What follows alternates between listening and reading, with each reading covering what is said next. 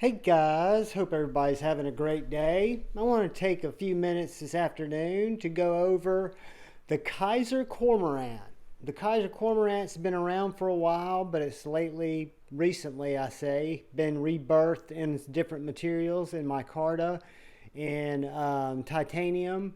It's a knife that has multiple deployment methods, very fidgety. Some people say it's the ugliest knife in the world. Some people like it. All I can tell you is it's a fantastic knife that has multiple deployment methods, has an S35VN blade, a deep hollow grind, comes down to a very, very sharp, slicey point, has kind of a whacked out reverse tanto thing going on here, but comes down to a nice point, has this little crown that gives you a great finger stop and also your deployment hole. And then it's got this unique G10, which this was the version 2, which used the black G10 with the white vertical or horizontal lines. Every one of these knives, guys, the G10 patterns have been funky in my mind, but I don't buy knives just for looks. And this particular knife attracted me because of the multiple deployments. It does plunge lock, aka button lock. It has a regular flipper tab, front flipper, middle finger flick, thumb studs, and great action. Keep in mind, I'm horizontal here, and this knife drops shut. If I go at just a little bit of an angle, it drops shut.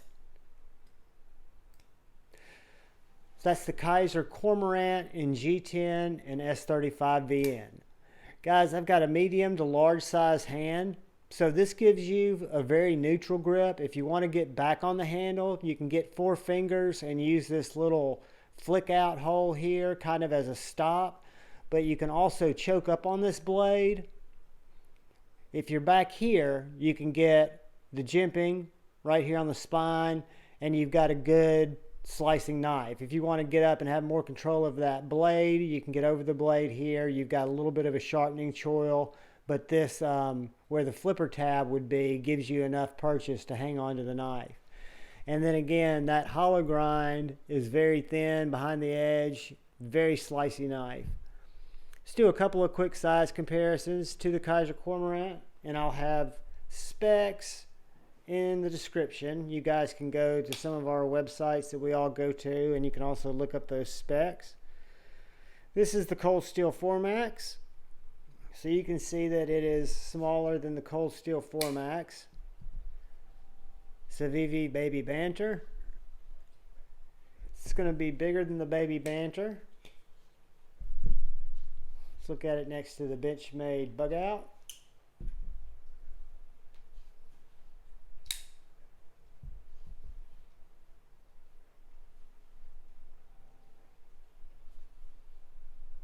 It's right about the same size as the Benchmade Bug Out, which is going to mean that it's going to be smaller than the Paramilitary 2.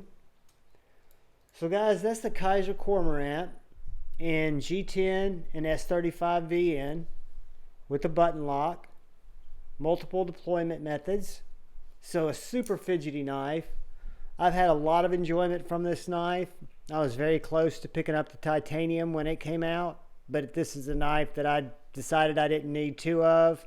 My knife buying habits have changed just a little bit, but if I lost this knife tomorrow, I would get another one. I would probably get a titanium.